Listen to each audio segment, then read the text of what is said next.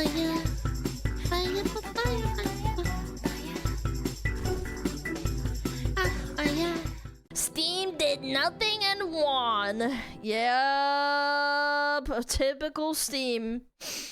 Every time. Gabe Newell. Every time these CEOs open their mouths, the only thing that spews forth is platitudes, nonsense, and a severe misunderstanding of not only their customers, but just video games as a baseline. We have Microsoft CEO coming out talking about how video game companies are no longer competing against one another. No, instead... No, Steam fucking dropped the console today. I think they're gonna be competing after what they did today.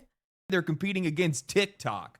And the only way to be able to compete is with better margins. Why are you guys like this? I swear, the video game industry and video games are so easy to figure out. Just make better games. And I'm sure there's going to be some people that are going to say, LD, it's not that easy. And to which I respond, well, then you shouldn't be making video games.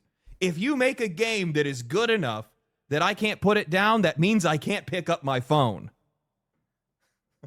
Why do people not hold the same standards for like food and movies and drinks or music anymore?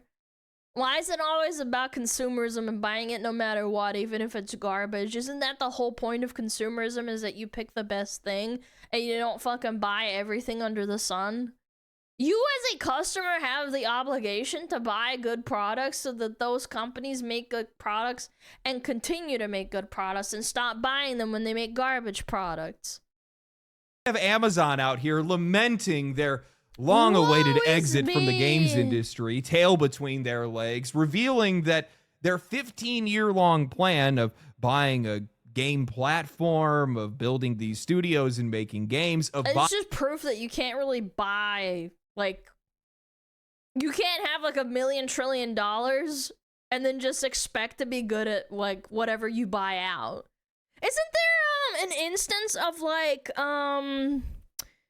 I want to compare this to like soccer/football, where people buy really good players, but then it doesn't matter that they bought all the good players, they just don't like work together. Yeah, you can't buy success in that sense, even if you spend a lot of money. I've seen it happen.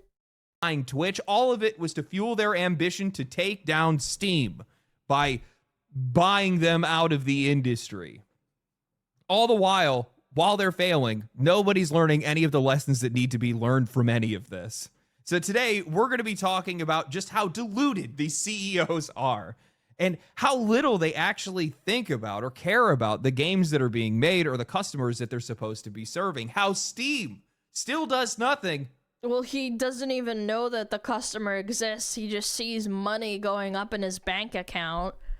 You think this Mr. Steve, the CEO, gives a shit? Don't make me laugh. He only notices when the paycheck hits and it's like $100,000 and not $200,000. And comes out on top. Yeah. And how one dirty little book what is going to ruin everything. What is this? But before that, I heard that you were having trouble finding gifts for this holiday season, and it just so happens I got your back. I'm bad at giving gifts. You ever seen a pen do this? Today's video is sponsored by... I thought that was something else. Chat, I saw the wiggle, and I... Back. You ever seen a pen do this? I swear to God, I thought it was something else. Today's video is sponsored by Novium, the creators of the Hover Pen Interstellar, a pen that literally floats in midair. No tricks, no electricity. I don't know. It was just magnets, weird. Keeping it suspended like it's something out of a sci-fi movie. It's made from aerospace-grade aluminum. It feels great. Why do they have to make it wiggle? To write with, and it looks insane on my desk. The Interstellar even won the Time Award for innovation, and there's a premium version with an actual meteorite embedded in the tip. Freaky Alana. You guys fucking go into hentai. Stop it. Itself. It comes in I'm colors just a human like being. space black, Neptune blue, and Mars magma, and the packaging alone makes it the perfect gift for yourself or anyone else that appreciates something a little different. If you prefer something a little bit more customizable, check out the Hover Pen Future, which lets you switch between a fountain pen or a rollerball tip, still keeping that same futuristic design. Right now, you can get 15% off of all Hover Pens for the next 48 hours and 10% after that with free shipping worldwide. use my code legendary or click the link in the description or pinned comment. Would you can buy also this use pen? the QR code on screen to go pen. straight to the website with the discount 100%. automatically applied. Thank you to Novium for sponsoring today's video. For a while now, I've been wondering, contemplating why we have seen such a sharp decline in quality from AAA games. Where a lot of these harebrained decisions are coming from, how quickly this industry has just been carved up, commodified, part and parcel. It just feels like every single move is being made to just make things that much more worse. And I've been... There's a really famous example of Mr. Steve Jobs talking about how suits invade companies and they don't know why a product is good. They just want the best result by making a lot of money. They don't know what gets put in there to create a good product. And I think this interview that I'm talking about was made in like the 2000s too, or like in the 1990s. And he was talking about it back then, and that's not really when this started getting really bad. I think video games started to have this happening like in 2010. That's when it started, and I think it peaked in around about 2018, I want to say. It happened to Boeing. It happened to a bunch of companies that just died. Trying to just track this mindset down, get a finger on it, and I kept hearing about this book that's titled Press Play, Why Every Company Needs a Gaming Strategy. And it came out this year, and it's been endorsed by multiple brands, most notably by Xbox. And this book is crazy. Wait, they endorse it, but they won't take its advice? The whole entire thing is basically a corporate handbook about how more companies... Didn't Xbox increase their prices by like $5 or $10 this year? To get involved in gaming, not to make games, but to fuel their revenue, drive engagement, and to monetize attention in the digital age. I haven't even finished this book yet, but the opening chapter of it just tells you everything that you need to know. They start by celebrating Burberry and Balenciaga for selling cosmetics in crypto games. Why are we praising Balenciaga and who? Really? They framed the decline of cable television as an opportunity to be able to keep consumers constantly engaged with brand content through interactive worlds and video games. And they just don't get it. They just don't understand why people like video games. They think they're like, oh, we put a crypto coin and it's got a hot chick in it. People will instantly buy that. Yeah, that'll make us more money. Claim that this is why Microsoft doubled down on gaming, and it's why they spent nearly $70 billion buying Activision Blizzard back in 2023. But not and what has that done so far? I don't see any return on investment yet. Once, not a single time do they ever describe players as anything other than consumers, these flocks that need to be herded towards more ads, more spending, and more manipulation. There's no talk about why people play, what they enjoy, or what makes the experience worthwhile, because, well, that's just not the concern anymore. Not for these executives. The people who do talk about it are streamers, and they're the types of people that get hounded and, like, not disenfranchised, but, like, viewed badly by mainstream media, like video game journalists, because they cater to quote-unquote incels, or they don't have a degree, so they're not allowed to talk about this kind of thing. It's like, oh yeah, you need a degree to talk about video games. How about you actually play a fucking game and then tell me what's good about the game and what makes it fun? I'd probably be more inclined to believe you than some fucking video game journalism degree. I think that we can see that mindset perfectly reflected in Microsoft's own CEO, Satya Nadella. So to us, the way we are thinking about gaming is, first of all, now we're the largest publisher. Yeah. After the Activision. So therefore we want to be a fantastic publisher. Similar approach to what we did with Office. Yeah. We're going to be everywhere in every platform. But most importantly, the game business model has to be where we have to invent maybe some new interactive media as well. Because after all, the gaming's competition is not other gaming. We make good games, sir. Sir, you don't even have a good game anymore. Your franchise that everybody knows you for, COD, is fucking dead. Gaming's competition is short-form video. What are you doing, sir? And so if we as an industry don't continue to innovate, both how we produce, what we produce, how we think about distribution. They just don't get it. The economic model, right? Best way to innovate is to have good margins. Yeah, because that's the way you can fund. Not competing with other game companies. Now, that is a strategy. It's not one that I would recommend to anybody else, but it does make a lot of sense coming from the premier publisher of some of the most I'll pick it up on sale games in the industry. When you stop competing with the rest of the industry, your priorities shift and your quality shifts with it. I cannot be the only one that looks at nearly every new Xbox release and says, yeah, that's a video game, instead of saying, damn, that's something I need to play. People used to get excited and freak out at, like, you know, big drops from massive IPs like Halo and COD. Yeah, good margins. Yeah, I need good margins on my game, buddy. Are most of their IPs dead now? Yes, and they want to, like, expand into different products instead of fixing what they already had. Exactly does that fit into your business strategy? And the part that really gets me is when he starts talking about treating Xbox the same way that they treated Office. What? The Office business is sustained by other businesses and institutions, not individuals. I don't know a single person that uses Office at home. Most people are using Google Docs, Notion, or Obsidian. Yeah, I don't use Microsoft Word. I stopped using that in like 2014, I want to say. Entire model relies on corporate licensing, not customer loyalty, and trying to apply that thinking to video games just proves how disconnected this leadership is. Their focus is completely shifted. Instead of building great games, they're out here trying to make sure that every single screen can run some version of their ecosystem. It's all about service expansion, tiered access, add-ons, subscription padding, more studios to be able to feed that pipeline, and cuts anywhere that do not serve that loop. When you're not competing with other studios, you are no longer competing on quality. And when you're— That's why I also hate like consoles and computers to a lesser extent. It's like, you have to use this OS in order to be able to use our programs. I remember a long time ago, Photoshop, the company that was in charge of Photoshop, was talking about the idea of like being exclusive to Apple for like a contract or whatever, and people flipped out. They were like, I am not buying it. I don't care. I'm not gonna use it. I'm gonna find an alternative. People are so pissed. They didn't go through with it, and that's why it's still around. But, you know, nevertheless, back then, like, whenever this happened, I thought it was outrageous. I was like, I'm not freaking buying an Apple laptop just so I can use Photoshop. I'm gonna find something else. And these people don't understand that the product, no matter how good a product is, at the end of the day, people aren't gonna be willing to, like, lock themselves into like this this family of products that they want or that they need to like use something. Competing with social media, all you're really doing is chasing engagement, and if your content isn't any good, well, neither is your engagement.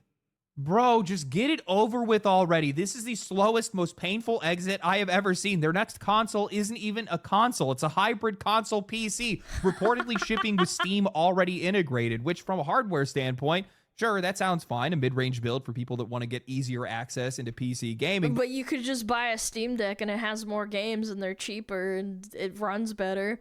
I have a Steam Deck now. I'm not sponsored, by the way, but big thumbs up. I think it's fine.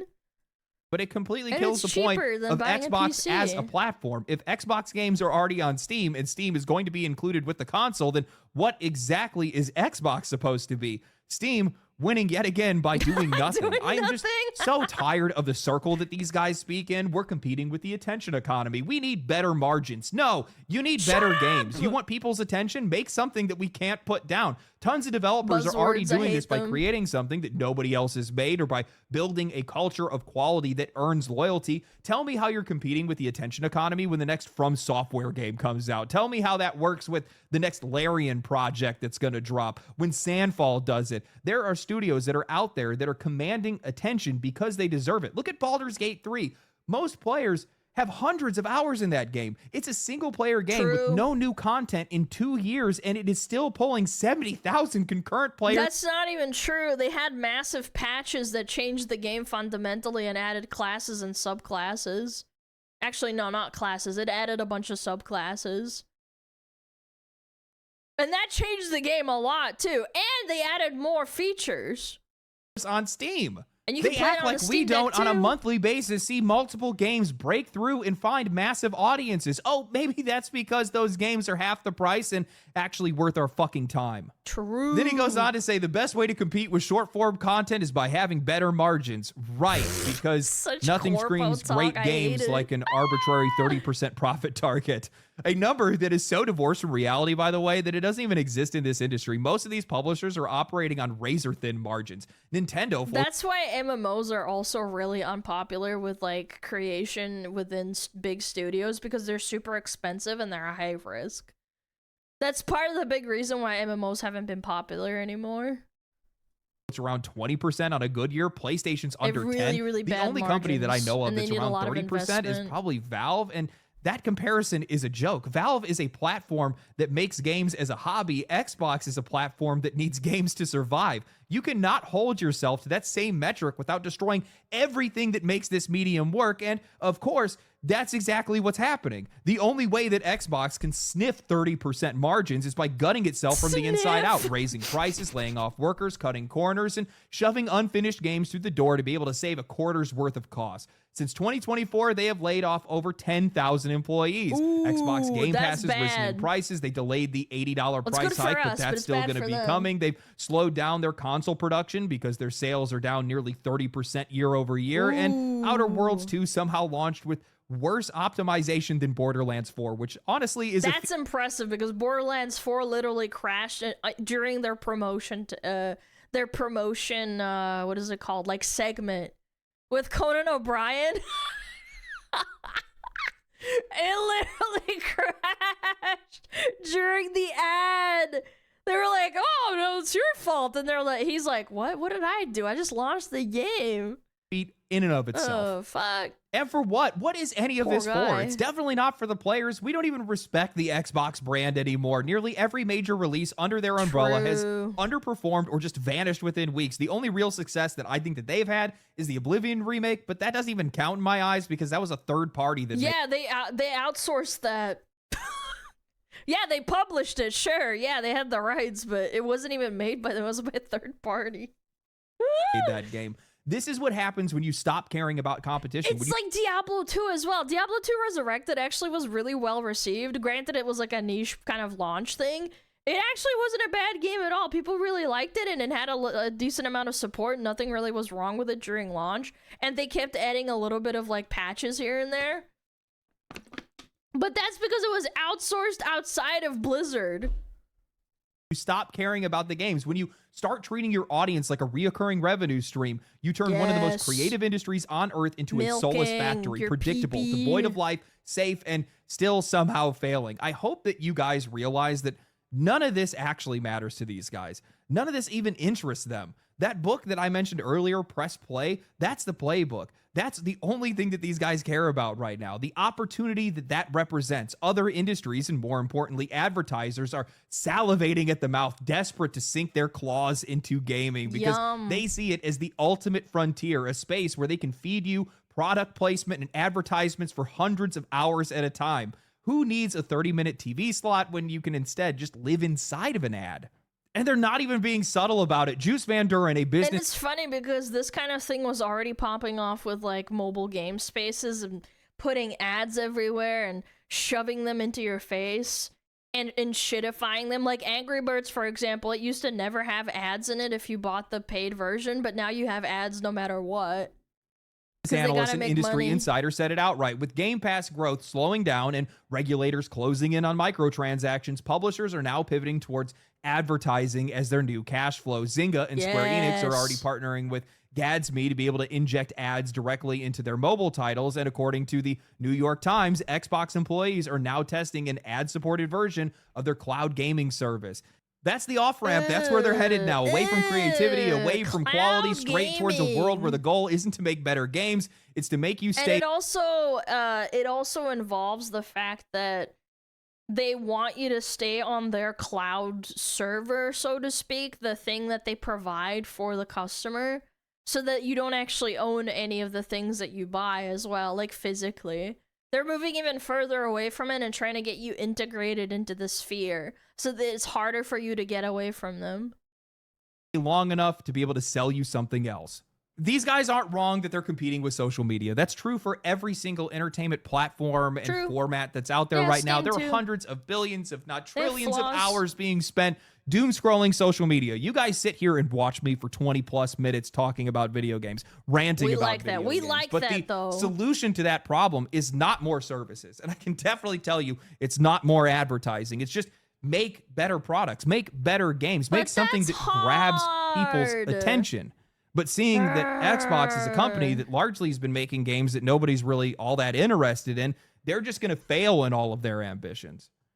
You know, I don't even think that these guys are even talking about the attention economy. Even though that's the discussion that they have and that's what they're kind of talking about, I think what they're really focused on is the indirect revenue that they could be making off of advertising. They are looking at these social media companies. So when they say we're competing with these social media companies, they're talking about how these guys have super low headcounts, barely do nothing, and all of their money is made through advertising. It's really annoying because I feel like streaming is turning into like this conglomerate, and also YouTube is getting shitified with ads as well. Because people are gonna find some other way to like stream or get their message out there without being inundated by these fucking ads. I don't know when or how it'll happen. Obviously, like, I'm not an innovator. I can't tell you for sure, but people got away from like movies to streaming movies on Netflix because they didn't have to go out and like pay for really expensive tickets and pay for really expensive food instead of cinemas. And then now Netflix is the same thing where you pay $12.99 but you still get blasted by ads. So it's like, what am I need like an alternative at this point because it's getting so shitified because they want to squeeze your balls for more money. They see that and it's happening for everywhere. I think that back in 2024, ad spend was some odd $1 trillion or over $1 trillion. They want a piece of that pie, and advertisers want access to this industry, and that is a terrible combination to have together. I don't think that it's going to work. Personally, I just don't see it happening because maybe it'll work in some spaces, but with the declining quality of AAA games and the increase in competition that we're seeing from independents, most people are just going to turn and go in another direction. Yeah. Why do you think I would want to sit around and watch ads in a video game, let alone pay for a game that would have advertisements in it? Well, I could maybe see that kind of thing working in the free-to-play space, sure, but chances are... It did work for a while, but people eventually got sick of it. There's only, like, again, there's only so much a customer or a human being can take. People didn't really mind sitting and watching ads 50 years ago in front of a cinema because tickets were probably cheap and, you know, movies were half decent. Now you sit and wait around for like 20 minutes watching ads, and then the movie's dog shit, and you paid like $20 for a ticket or $10, and you're just like, was that really worth my time? No. So people are gonna go away. They're gonna be like, all right, I can't do this. I'm gonna leave. That's way too narrow for the kind of money that these guys want to make. That's not what they want. They want it everywhere. They want to hold nothing sacred. Yeah, everywhere. Notice how this conversation has nothing to do with you.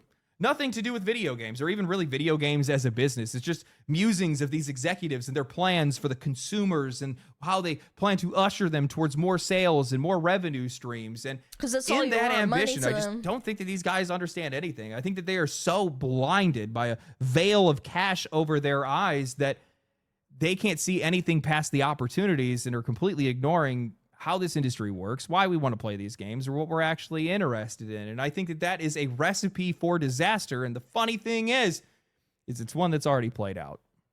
I have a tendency to forget that Amazon is even involved in the games industry outside of Luna, their failed version of the already failed Google Stadia, and Twitch, their streaming platform that's basically... And it's funny because they push Luna on Twitch with the free, whatever it's called. Like if you have...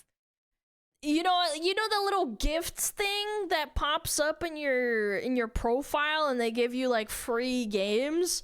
Nobody gives a fuck about that. They're losing money on advertising even though it's their own platform. Running on fumes at this point thanks to poor moderation and even worse management. Twitch has mostly just become a haven for botted views, debauchery, dog shocking, and manipulation at this point. But Amazon has made and published...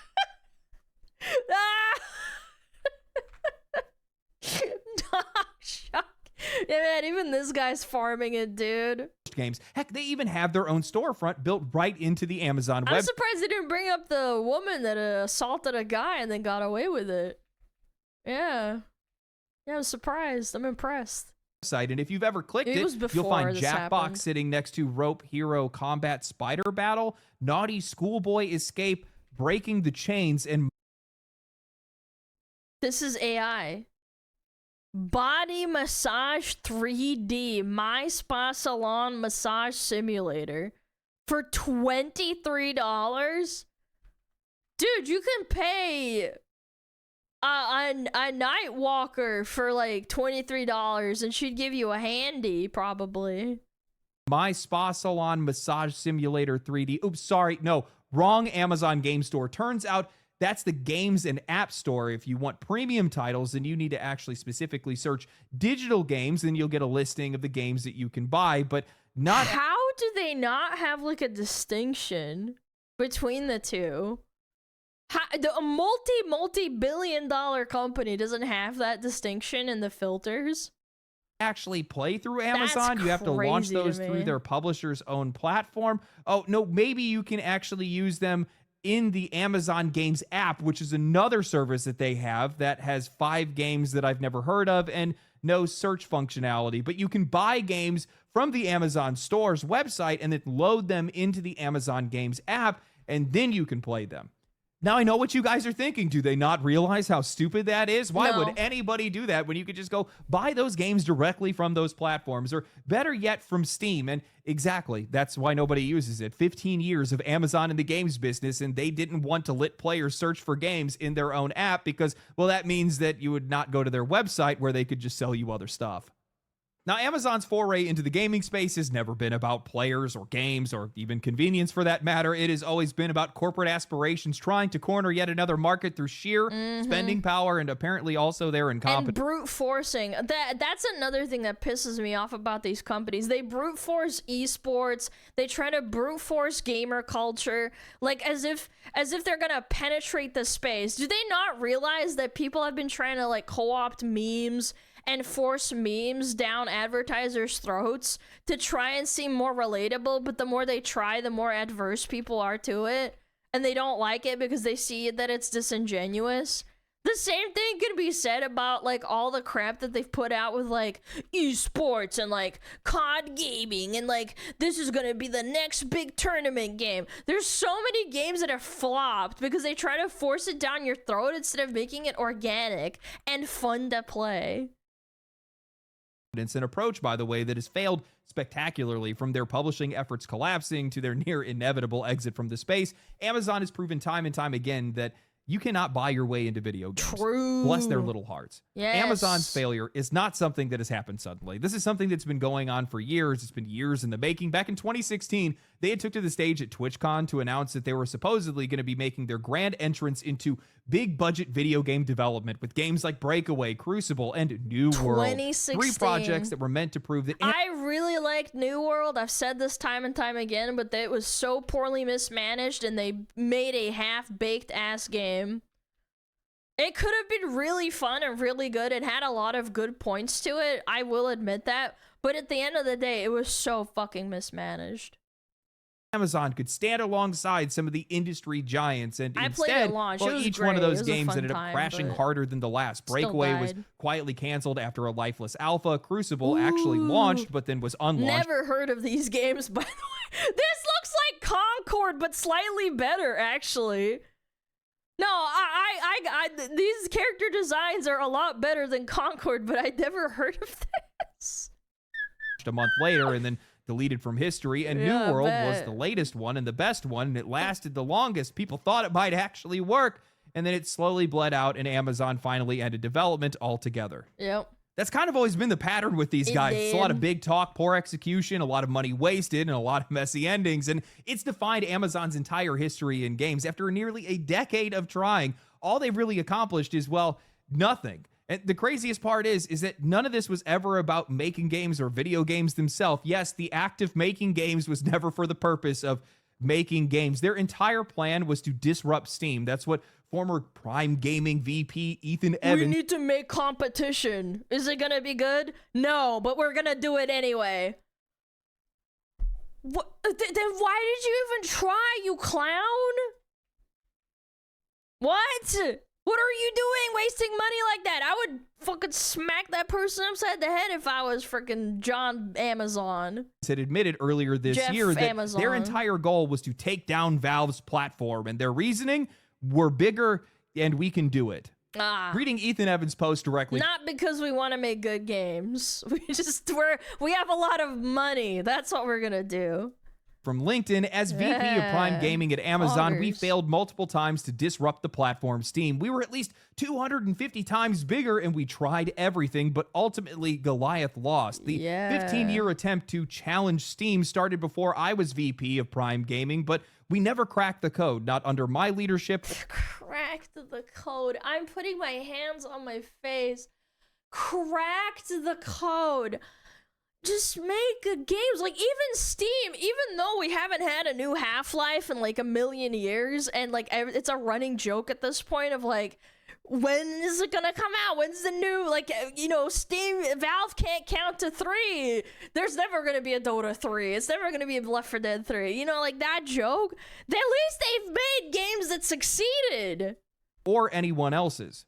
The first way we tried to enter the online game store market was through acquisition. We acquired Reflexive Entertainment, a small PC game store, and tried to scale it. It went nowhere. Then, after buying Twitch, we created our own PC game store. Our assumption was that gamers would naturally buy from us because they were already using Twitch. Wrong. No, that's not Finally, how it works. Oh my god. I noticed immediately when they started shoving Amazon's game store in our face. Because I stopped giving a fuck about all the free codes of, like, free stuff that you could get. Did you guys notice it instantly? I used to get, like, what is it called? I used to get Dead by Daylight blood point points. I would get, like, free stuff off of some games and stuff. You know, like, cosmetics and, like, little hats and shit. I immediately noticed. I was like, I ain't using this shit no more. They got rid of it. Yeah, it used to be items in other games, and now it's all just a bunch of crap. We built Luna, a game streaming service that let people play without a high-end PC. Around the same time, Google tried the same thing with Stadia. Neither gained significant traction. The whole time, Steam dominated despite being a relatively small company compared to Amazon and Google. Yeah. The mistake was that we underestimated what made consumers use Steam. It was a store, a social network, a library, a trophy case, all in one, and it worked. At Amazon, we assumed that our size and visibility would be enough to attract customers, but we underestimated the power of existing user habits. We never validated our core assumptions before heavily investing in solutions. The truth is that gamers already had the solution to their problems, and they weren't going to switch platforms just because a new one was available. We needed to build something dramatically better, but we failed to do so, and we needed to validate our assumptions of our customers before starting to build, but we never really did that either. Just because you're big enough to build something doesn't mean people will use it. Man, that last line really says it all. Just because you're big enough to build something doesn't mean people will use it. It's the most honest thing that I think I've ever heard a tech executive say, and they somehow still don't understand what it means. We fail to understand user habits. No kidding. You guys fail to understand people. You fail to understand games. You fail to understand why players are even here in the first place. And I said this earlier last year. Evans was so close when he had said gamers had already found a solution. The problem is, what they don't realize is the solution that players had found was a solution to them. You are the problem we are solving. Amazon thought that they could brute force their way into the PC gaming space. I swear they just hire lizards that just exist. Like, they're aliens or they're lizards. I can't quite tell which one, because it doesn't make any sense how you could be so out of touch with, like, a product that you're trying to sell. It's the only feasible explanation in my mind. Like, if I was a it's like being a VTuber and then just not watching other VTubers. It's like, then what's the fucking point, you idiot? Like, what are you doing? You're not engaging in the medium. Money and marketing. But what they never understood is why people use Steam. It's not just a storefront. It's a platform built on trust. We trust that Steam is looking out for our best interests, and also it's pretty damn convenient. I think that I will criticize freaking Steam a lot too. Like, they have a huge gambling problem that they have with, like, selling stuff and how much money they make off of profit off of people gambling on their loot boxes. But they have a lot of bonuses too. Like, you have to get what you give what you take. Out of all of them, I would still prefer to use Steam, even with its fucking problems. Gabe Newell had a quote where he had said that the best way to beat piracy is just to provide a better service. Yet here you have Amazon putting out a storefront with 12 extra steps beyond just clicking buy and playing a game. Or making a good enough game where they didn't want to pirate it. That people started saying in the pirating community that you shouldn't pirate Silksong because it's only $20.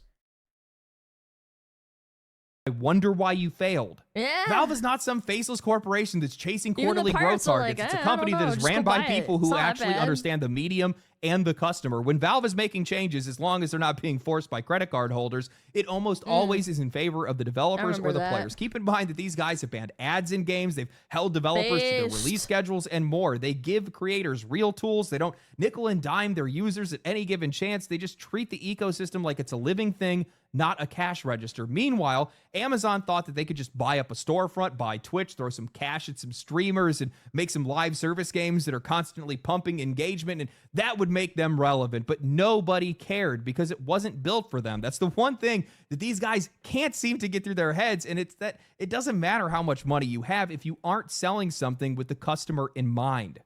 I think that this is the end of Amazon's adventure in gaming. While we've already talked about the platforms that they built and the games that they've developed, do not forget that these guys, their publishing record is the brown Midas touch of modern gaming. Lost Ark, Throne and Liberty, Blue Protocol, all of these games brought to the West under Amazon's banner, every single one of them disasters in their own way, inflated player counts, botted numbers, performance issues, relaunches, and suffocating monetization. Each one of them a reminder that their interest was never in the player experience, only in extraction. Honestly, I am so glad to watch these guys fail because it's the same road that Ubisoft went down. It's the one that Microsoft is already walking. The creative voice. It's kind of a bummer because at the end of the day, it's not really going to do anything because they have so much money that these mistakes that they make don't really like have repercussions, I guess. Like, Amazon is still going to keep pumping out money because they have Amazon, which is the biggest distributor and delivery of items in the entire fucking world. We're gonna have Amazon in space at some point too. Like, at the end of the day, it's not gonna really do anything. That's what sucks about it. The empathetic voice, the one that actually understands the player, has been completely replaced by executives who see art as leverage and culture as an algorithm. These companies think that they're competing for attention, but what they're really competing for is patience at this point, and a lot of these guys have already burned through it. Players do not want to be managed. They want to be inspired. They want games that capture them, games that make them feel like they were meant to be played by them, spending money on a platform that is convenient and respects them. That's what players want right now. And until these companies start to remember that, or at least realize it, until they understand that games aren't made for engagement, they're actually made for real people, they're going to That's what pissed me off the most when Blizzard started really leaning into like the whole like patch, what is it called? Like, play the patch and then like you never play again. A lot of other games do this, but in my personal experience, this started around a bit in Legion, and when they were talking about it was during a patch, they said they had the highest concurrent monthly user like logins or like activity, and they said, well, you know, this is really high. I don't know why you guys are complaining about the state of the game or like having any complaints about the game. You're still logging in every day. And it's like, yeah, because you fucking put a gun to our head. If we don't log in, then we're gonna be behind, and it makes everything suck. You don't want to play the game. You're just being forced to play the game, and then eventually the gamers get fucking worn out.